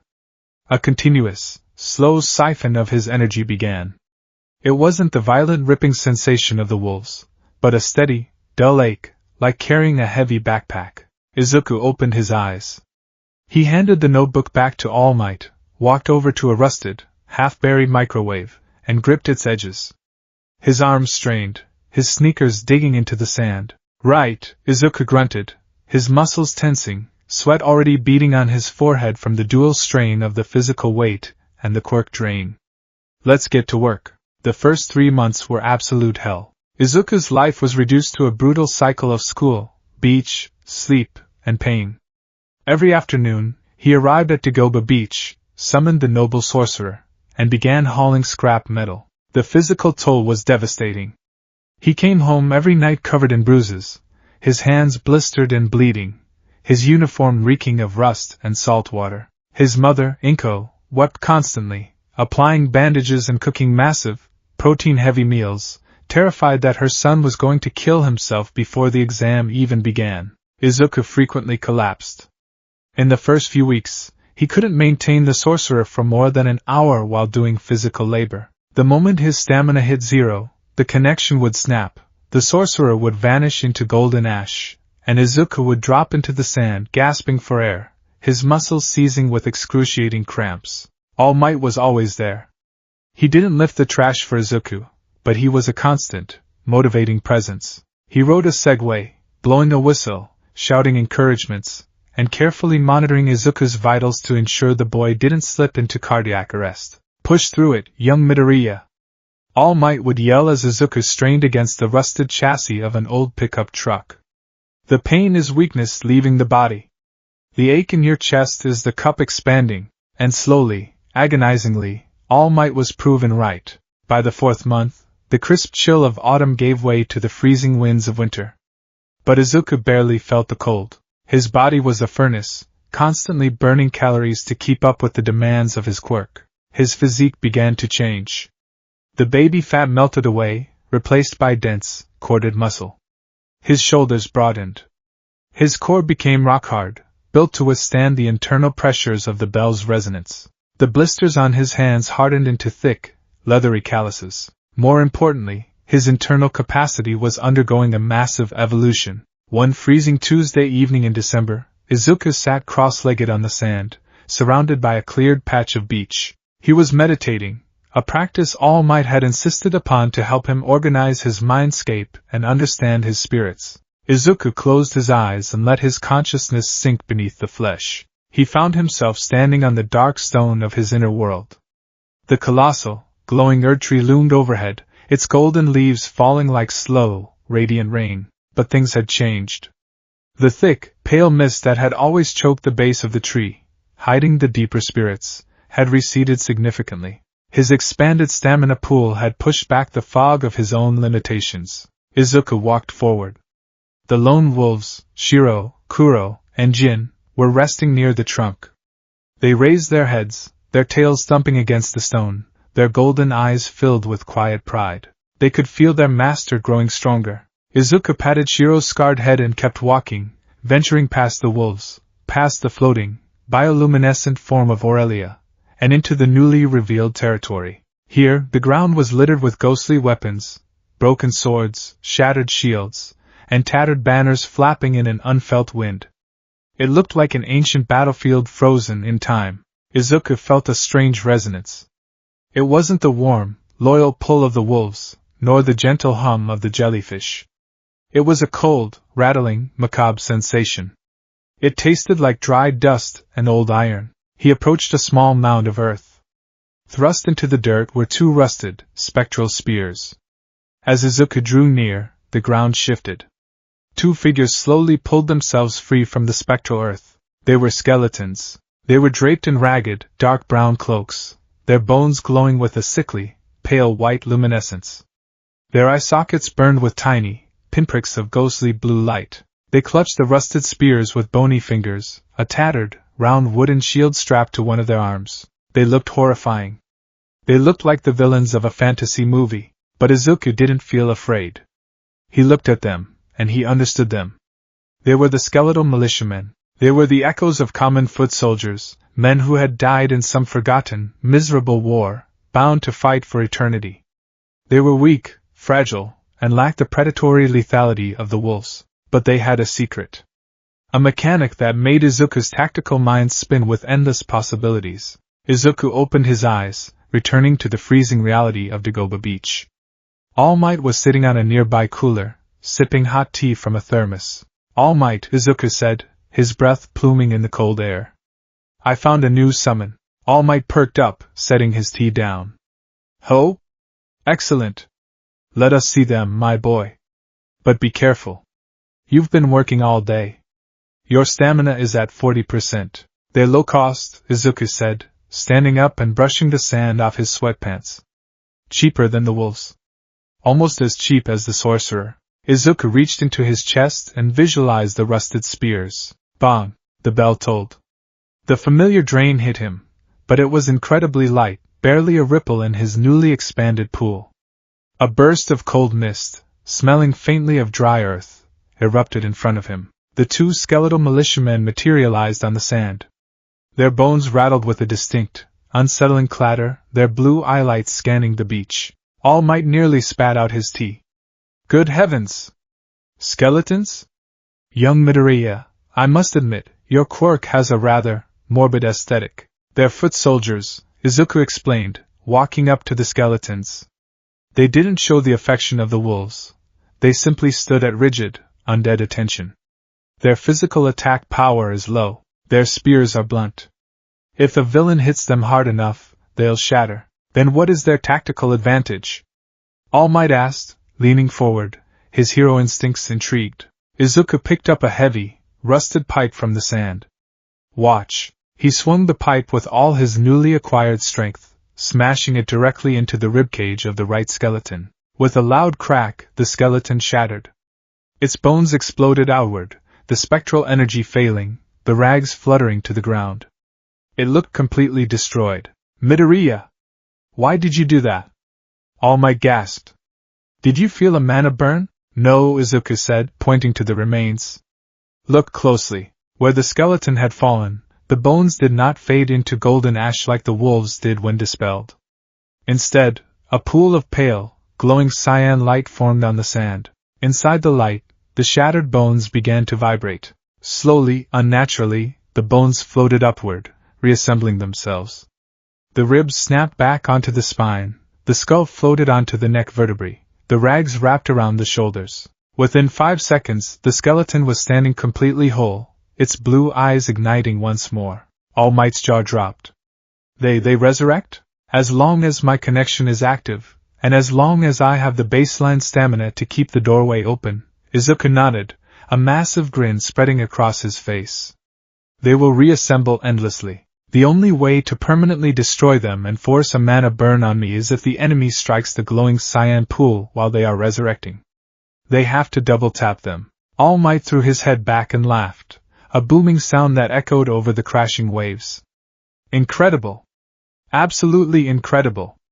Do you realize what you have there, young man? You have the ultimate distraction. An infinitely regenerating vanguard that can draw enemy fire, tangle up brutes, and create openings, all while costing you barely any energy. Izuku looked at his skeletal troops. He wasn't a powerhouse. He couldn't punch a building apart. But with these soldiers, he didn't need to. He just needed to direct them. He just needed to command. 10 months. It felt like an eternity, and yet it passed in the blink of an eye. It was the morning of the UA entrance exam. February 26th. The sun rose over Dagoba Beach, casting a brilliant, unobstructed golden light over the water. The mountains of trash were gone. Every refrigerator, every tire, every rusted scrap of metal had been hauled away. The beach was pristine, the white sand sparkling, the waves crashing cleanly against the shore. Standing at the edge of the seawall, looking out over the cleared beach, was Izuku Midoriya. He was shirtless, his chest heaving with exertion. He didn't look like the frail, trembling boy who had stood there 10 months ago. He was shredded. His muscles were lean, defined, and completely devoid of excess fat. A grid of six-pack abs tightened as he breathed, his shoulders broad and powerful. He looked like an athlete in his prime. Atop the seawall, sitting on the railing, All Might beamed with pride. He was in his muscle form, looking like a golden god of victory. Oh my goodness! All Might bellowed, throwing his arms wide. You actually did it! You cleared the entire beach. And you have 20 minutes to spare before you need to head to the exam. Izuku looked down at his hands. He clenched them into fists. He felt light. He felt powerful. He reached inward, feeling the bell. It no longer felt like a crushing weight. It felt like a well-used tool, resting comfortably in a massive, sturdy chest. His cup had become a reservoir. All Might, Izuku said, turning around, a bright, confident smile on his face. I'm ready. All Might jumped down from the wall, deflating into his skinny form as his time limit was short today. He walked over and placed a hand on Izuku's shoulder. You are, All Might said softly. You have forged your body into a vessel worthy of your power. You have bled, you have sweat, and you have endured. Today, you will show them that a hero does not need to throw a punch to win a war. All Might pulled something from his pocket. It wasn't a strand of hair, as he might have offered to a quirkless successor. It was a small, beautifully crafted silver whistle on a lanyard. I bought this for you, All Might said, placing the lanyard around Izuku's neck. A general needs a way to direct his troops over the chaos of battle. Your voice might get lost over the sound of explosions and crumbling concrete. Use this. Let it be the herald of your army. Izuku gripped the silver whistle tightly, tears pricking the corners of his eyes. Thank you, All Might. I won't let you down. I know you won't, All Might smiled. Now get dressed. You have an exam to ace. Yui High School was a fortress of glass and steel, its massive H-shaped towers gleaming in the morning sun. The sheer size of the campus was intimidating, a physical representation of the monumental hurdle Izuku was about to face. Izuku walked through the front gates, wearing his black Aldera Junior High uniform. He felt a nervous flutter in his stomach, but it wasn't the paralyzing dread of his childhood. It was excitement. Out of my way, Deku. Izuku didn't flinch. He casually stepped to the side as Katsuki Bakugo stormed past him, hands in his pockets, a scowl etched into his features. Katsuki had grown over the last 10 months too, his frame broader, his explosive presence more refined. Good morning, Kaken, Izuku said calmly. Katsuki paused, glancing back over his shoulder. He narrowed his eyes, taking in Izuku's posture. Deku wasn't trembling. He wasn't stuttering. He stood straight, an aura of quiet, solid confidence radiating from him. It pissed Katsuki off to no end. "Don't get cocky just because you bulked up a little," Katsuki sneered, turning forward and marching toward the testing halls. "I'll crush you in the practical." Izuku just smiled and continued walking. He was so focused on visualizing his stamina limits that he didn't notice the uneven paving stone until his foot caught on it. He pitched forward, arms flailing. "Great. After 10 months of grueling physical training, I'm going to faceplant before I even get in the building." Suddenly he stopped midair. He was floating, suspended a few inches above the concrete. "Are you okay?" A cheerful voice pulled Izuku from his confusion. He looked back to see a girl with short, bobbed brown hair and large, warm brown eyes. She had her hands pressed together, her fingertips sporting small pink pads. She gently touched him, and gravity suddenly reasserted itself, dropping Izuku the final few inches to his feet. "It's my quirk." "Sorry for using it without asking," she smiled brightly, rubbing the back of her neck. "But it would be bad luck to fall right before the exam, right? I'm Ochiko Uraraka." "Nice to meet you." Izuku's face instantly flushed bright red. Despite his physical conditioning, he was still a teenage boy who had spent the last 10 months talking exclusively to an old skeletal man and literal ghosts. He hadn't spoken to a girl his age in years. "I am Midoriya." "Izuku. Nice to meet you too. Thanks for saving me. I mean catching me. Good luck." Izuku stuttered out a machine gun volley of words, bowing frantically. Uraraka giggled, waving as she headed inside. "You too." Izuku took a deep breath, clutching his chest. "Okay, Midoriya. Focus. Save the panic for the giant robots." The written exam passed in a blur. Izuku's obsessive studying paid off. He breezed through the hero history, quirk law, and physics sections. But the real challenge was the orientation for the practical exam. The auditorium was massive, packed with hundreds of hopeful students.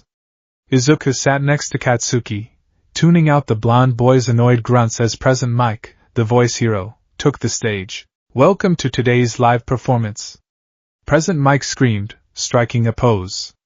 "Everybody say hey." Silence. "Tough crowd. Listen up, examinees. We'll be testing your mettle in a 10-minute mock urban battle. You'll be deposited into massive, simulated city centers. Inside, you'll find 3 types of villain bots, worth 1, 2, or 3 points. Use your quirks to disable them and rack up those points." Izuku pulled out a fresh notebook and began muttering rapidly, analyzing the rules. Robots. Non-biological targets. The wolves' fangs might struggle against heavy steel, but their impact force could cause internal circuitry damage. The skeleton's spears are piercing weapons, perfect for targeting joints and exhaust ports. Aurelia is useless here. Poison doesn't work on metal. I need to focus on distraction and precision strikes. "Excuse me, sir." A tall, broad-shouldered boy with glasses and neatly combed blue hair stood up, pointing rigidly at the stage. "On the printout, there are 4 types of villains. If this is a misprint, the top hero academy in Japan, should be ashamed. Furthermore, you behind me." The boy spun around, pointing directly at Izuku. "You've been muttering this entire time. It's distracting. If you're here on a pleasure trip, then you should leave immediately." The auditorium snickered. Izuku clapped his hands over his mouth, shrinking down slightly. "Sorry." Present Mike pointed a finger gun at the bespectacled boy. Okay, examinee 7111. Thanks for the great message. The 4th villain type is worth 0 points. It's an obstacle we'll be throwing in your way. There's one in every battle center. It's massive, so my advice is to run away from it." A 0-pointer, Izuku thought, his tactical mind whirring. A stage hazard. Avoid at all costs. Conserve stamina. Farm the 1, 2, and 3-pointers. Battle Center B was a breathtaking feat of engineering. It was a fully realized, multi-block city section, complete with skyscrapers, alleyways, and functional traffic lights, all enclosed within towering concrete walls. Izuku stood at the front of the massive starting gates, stretching his legs. He was wearing his green and black tracksuit. He took the silver whistle All Might had given him and placed it in his mouth, resting it between his teeth. Around him, Dozens of other examinees were sizing each other up, looking nervous or stretching their quirks. Izuku spotted Uraraka, the nice gravity girl, looking extremely anxious. He thought about wishing her luck, but the bespectacled boy from the auditorium stepped in his way, accusing him of trying to distract her. Izuku just shook his head and focused on the gates. Right, let's start. President Mick's voice boomed from the overhead speakers. The massive doors ground open. The other examinees hesitated, waiting for a countdown. Izuku didn't. He bolted. His intense physical conditioning exploded into action, propelling him forward with incredible speed. He was 10 yards into the city before the others even realized the exam had begun. What are you waiting for? Mike yelled. There are no countdowns in real battles. Run, run, run! The pack surged forward, but Izuku was already out of sight, rounding the corner of the first major intersection. He didn't need to look for the robots. He could hear them. The heavy clanking of metal treads echoed down a side street. Izuku sprinted toward the sound, sliding to a halt in the middle of the road. 3 robots rolled out of an alleyway. 2 one-pointers, sleek, single-wheeled drones, and 1 two-pointer, a heavy, scorpion-like machine. Target acquired. The robots buzzed in unison, their red optical sensors locking onto Izuku. Izuku didn't flinch. He planted his feet, taking a deep breath, feeling his massive reservoir of stamina. He reached inward and pulled the bell. Bong! The resonant chime echoed down the street. Izuku felt the familiar tug, a siphon of energy leaving his body, but it was negligible now. It felt like a gentle breeze compared to the hurricane it used to be. Pale mist erupted on either side of him. The clatter of old bone filled the air as the 2 skeletal militiamen materialized, raising their rusted spears and tattered shields. Izuku blew sharply into the silver whistle. Tweet! He pointed at the robots. The skeletons didn't hesitate. They charged with unnatural, jerky speed, their cloaks billowing behind them. The one-pointers fired low-caliber rubber bullets. The projectiles slammed into the skeletons, but the undead soldiers didn't feel pain. One skeleton took a bullet to the ribs, a bone cracking, but it simply kept running. The left skeleton lunged at a one-pointer, thrusting its rusted spear directly into the narrow gap between the wheel housing and the main chassis. Sparks flew as the spear severed a crucial hydraulic line.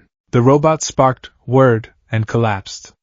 1 point. The two-pointer, recognizing the threat, swung its massive mechanical tail. It struck the right skeleton squarely in the chest. Crack! The force of the blow shattered the skeleton completely. Bones flew across the asphalt, the skull rolling into the gutter. The spectral energy dissipated. Die, human! The two-pointer buzzed, turning its optical sensor back to Izuku. Izuku smirked. He didn't drop the connection. He just held his breath, stabilizing his internal energy flow. Where the skeleton had fallen, a pool of cyan light ignited on the pavement. The two-pointer rolled forward, aiming its tail at Izuku, completely ignoring the debris. Before it could fire, the scattered bones levitated. In a blur of motion, the skeleton reassembled itself directly beneath the robot's chassis. As the skeleton reformed, it thrust its spear straight up into the robot's exposed underbelly, piercing the battery core. The two-pointer spasmed violently, its circuits frying, before collapsing into a smoking heap. 3 points, Izuku grinned. 4 points in 30 seconds. The stamina drain is minimal. I can keep them up the entire 10 minutes. He blew the whistle again. Tweet! With me! The skeletons fell in line behind him as he sprinted deeper into the city. He was a force of tactical efficiency. He didn't engage the robots in hand-to-hand combat. He acted as the commander. When a group of robots appeared, he sent the skeletons forward to draw their fire. While the machines were busy attacking the infinitely resurrecting undead, Izuku would dash in from the flank, using a heavy piece of debris or a disabled robot's arm to smash their optical sensors, blinding them for the skeletons to finish off. It was a beautiful, macabre dance. As he moved through the city, he kept an eye on his surroundings. He wasn't just farming points. He was watching the other examinees. He saw a boy with an electrification quirk get cornered by 3 three-pointers. The boy was panicking, charging up a blast that would likely fry his own brain. Izuku blew the whistle. Tweet! He pointed at the machines. His skeletons sprinted across the street, throwing themselves in front of the robots. The machines immediately turned their fire on the new, aggressive targets, shattering the skeletons to pieces. The electric boy blinked, confused, but took the opening to run to safety. Meanwhile, the cyan pools glowed, the skeletons reformed, and stabbed the distracted robots in the back. 13 points. Izuku didn't know it, but high above the city, in a dark observation room, the UA faculty were watching the monitors. Fascinating, a voice murmured in the dark. It was Aizawa Shoyuta, Eraserhead. Examinee Midoriya. He's not using flashy, destructive power. He's using a continuous drain summoned to create infinite aggro sponges. And he's actively diverting enemy attention away from the other examinees. He's acting like a true field commander. The principal, Nizu, a small, white animal in a suit, squeaked happily. Look at his rescue points. He's racking them up without even realizing it. He's got 35 villain points, the sultry voice of Midnight purred. But look at his vitals on the biometric readout. That quirk is constantly eating away at his stamina. How long can he keep those puppets dancing? He's paced himself perfectly, All Might, sitting in the back in his deflated form, thought proudly. Show them, Izuku. Show them the size of your cup. Back in the city, the 10-minute timer was winding down. Izuku was swaying profusely. Maintaining the skeletons for 8 solid minutes while sprinting across the city had drained him down to roughly 40% of his total FP. His chest burned, and his breathing was ragged, but he was still in control. He had 42 points. It should be enough to pass. 2 minutes left. Mick's voice echoed. Suddenly, the ground began to shake. It wasn't a minor tremor. The asphalt buckled. Windows in the surrounding buildings shattered from a deep, low-frequency rumble. Izuku froze, looking down the main avenue. Rising from the center of the city, tearing through the pavement like a breaching whale, was a mechanical titan. It was the zero-pointer. It was incomprehensibly massive, towering over the 5-story buildings. Its treads were the size of buses. Its arms were colossal hydraulic battering rams. As it moved, it casually smashed through a building, sending tons of concrete raining down onto the street below. Panic erupted. The examinees, previously confident, took one look at the behemoth and ran for their lives. Less than 2 minutes. A boy yelled, sprinting past Izuku. Run! It's not worth points anyway, Izuku agreed. His tactical mind screamed at him to retreat. The zero-pointer was a force of nature, an environmental hazard. He had the points.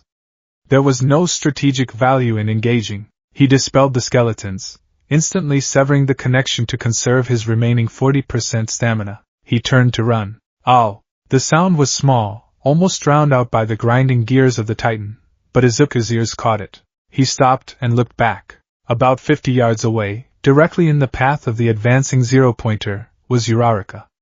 She was on the ground, a massive slab of concrete from the destroyed building pinning her leg to the street. She was frantically trying to touch the rubble to use her quirk, but the angle was wrong, and she was crying out in pain. The zero-pointer's massive tread was rolling relentlessly toward her.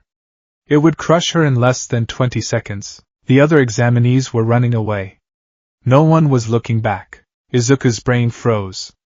The tactical calculations, the stamina management, the points, it all vanished. The only thing left was the image of the girl who had saved him from falling, terrified and alone. His body moved before he had a chance to think. He sprinted back toward the danger, his legs pumping with furious speed. But as he ran, reality crashed down on him. What can I do? His mind screamed. I don't have super strength. I can't lift that concrete. The skeletons will just shatter against the treads. The wolves aren't heavy enough to stagger something that big. He needed raw, overwhelming, physical mass. He needed a force that could stop a moving mountain. He closed his eyes as he sprinted, diving deeper into his mindscape than he ever had before. Past the Erdtree, past the mist, past the wolves and the skeletons, into the dark, heavy recesses of his soul. He found the presence he had unlocked months ago, but had never dared to touch. It was heavy. It felt like a mountain of iron and blood. The cost to summon it was astronomical. It would require every single drop of his remaining stamina, and likely tear into his vitality to bridge the gap. It could kill him. Izuku opened his eyes. He was 20 yards from the robot. Uraraka was looking up at him, her eyes wide with shock. Izuku grabbed the whistle, spat it out, and let it hang on the lanyard. He reached his hand to his chest, his fingers curling into claws over his heart. He didn't pull the bell. He violently yanked it. Ashen summons!